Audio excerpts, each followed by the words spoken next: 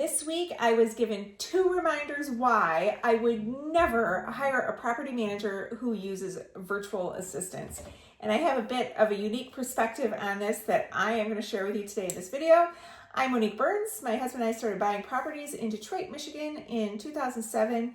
We built up our own buy and hold portfolio. We manage those ourselves, but sometimes we talk about moving away and getting a property manager, and we have our trepidations about that because we're used to doing it ourselves. We do have that advantage. But there was a time period from 2015 to 2020 that we had a property management company as well. So my perspective is coming from there. But right now what we're doing is we buy distressed properties in Detroit, we renovate them, and we sell them to investors from all over the country and all over the world. Lately, I have been working with investors from the Netherlands. I have investors from Chile. I have a gentleman coming here from Africa this weekend to look at some properties. And right now I have several houses for sale because we've been doing this flipping houses for quite some time. A lot of those investors that bought when prices were a lot cheaper are ready to cash out now. So I have several really great houses that we renovated a few years ago that are ready to be sold again, that are tenanted. So definitely email me if you would like that list. The other thing that we'll do is if you want to buy directly from a distressed seller, we choose a house from a distressed seller and we tell you about it and you buy it directly from the distressed seller at a nice low price.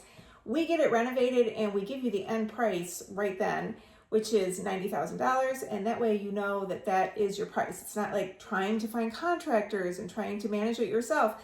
We're doing the whole thing. There's one price. There's no surprises. A lot of people run into lots of surprises. I did talk about that more extensively in my last video if you want to check that out. Or if you are interested in that, you can set up a time on Calendly and I will tell you exactly how it works. We did property management from 2015 to 2020, and it was really hard to make money. And I think it's really hard for really honest people to make money. And I keep noticing like things that other property managers will do to make sure that they're making enough money to cover their staff. And one of the things is they overcharge for maintenance. And that's just something we never felt like we should do. So we didn't do that. And the other thing that a lot of them will do is they use virtual assistants because that way they don't have to pay US wages. In 2020, I sold my property management company, so I didn't have to figure all that out. But there was a time period there where I did try to use virtual assistants, and it was a disaster. I'm not saying it's a disaster for everyone, but when I tried, it just didn't work. And I would say to people, why isn't it working? And they would say, well, you know, they're good if you give them exactly what to do. They have to have an exact checklist of what to do. And decision-making is not one of the things. My experience as an agent and in the field, I'm flipping houses with lots of different property managers. And I used to do a lot of tenant placement, and I would talk to a lot of tenants. And a huge problem was always with the VAs. Big communication gaps, big issues. For instance, a house that we're selling right now, this owner ended up with a company that was using a VA, and we went to go do an inspection on the house for the new buyer who wants to buy this house. And the first problem was that nobody had told them the situation, that the owner was selling the house, or sometimes owners would rather just say it's an inspection. You know, there was no communication like that. They were really suspicious of us. My husband had to give them the information of who their property manager was. And they're like, oh, okay. They thought the property manager owned the house. And then they get in the house, and it was supposedly a Section 8 house, but there's no way it could have been Section 8 because it would not have passed a Section 8 inspection. So there's some confusion about what program this tenant is on exactly. And you need to know, what is this program? Because you need to know when it ends and what's the plan for when it ends. And there were missing doorknobs and a broken off handrail. And the tenant said for 2 years she's been calling and she gets the VAs, and there's a communication issue between the way she speaks English and the way they comprehend English, and they never fixed them.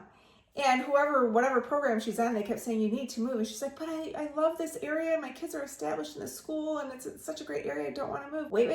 If you're enjoying this video, please give me a subscribe. She was absolutely thrilled to find out that the owner is selling the house. But my point is, if you have a property manager that's using VAs, your tenants could be miserable and move. And then the property manager charges you money for a turnover. It was kind of odd in this situation that the property manager didn't see an opportunity to make money replacing doorknobs. You know, that just never got done. Her maintenance requests were never honored. And that's not really a big ask to get doorknobs after the doorknobs fell out. My other situation just cracked me up this week. So I got this email and it was very professional, very nice, from a large property management company, and it named a tenant that used to be a tenant of mine back when I had a property management company, and this was in 2017. I looked it up. I don't remember this tenant at all. My staff handled this, so I didn't really know. I couldn't answer any of the questions. They had a great questionnaire. I got to give them that. I was looking up just to see if I could figure out, was this my house? Was this my tenant? I don't know. I looked it up, and what I found were 3 7-day notices. And a 7-day notice means you're not paying the rent, and on the notice, you show on there how much rent is owed. And it was for a time period like every other month for a little while, these 3 notices that this tenant kept owing money. And I thought, well, good, now I don't have to fill out their questionnaire. I'll just send them this. So I sent them that, and I wrote to him, I said, I have zero memory of her, but I have documents saved in my file that I've attached. It was 2017. I also note that we went into abatement at one point. So I knew that she was Section 8, and I saw a letter from the Section 8 Housing Commission that we had failed a second inspection. And when we failed second inspections, it was strategic because we just wanted to get the tenant out. So I said, I also note that we went into abatement at one point. That may have been strategic. If you have any more questions, please let me know. And they actually did have more questions. Hello, Monique. Thanks for sending these documents. I'd like to get the information for the following. What was the tenant's move-in and move-out date? Who cares? I sent 3 eviction notices. Who cares when she moved in and moved out? Oh my gosh.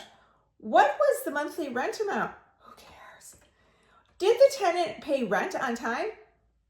Obviously not. I just sent 3 7-day notices. The list goes on. It was all the stuff that was in their questionnaire.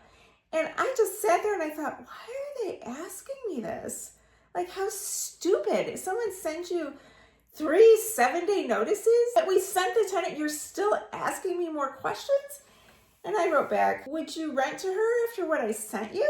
I just don't get it unless it's just a VA, and VAs are able to only do the list, and they don't have that executive thinking skills to say, 3 7-day notices, maybe not the best tenant. I don't know. I just wouldn't trust it. Maybe you have a different experience. Comment below. I would love to hear.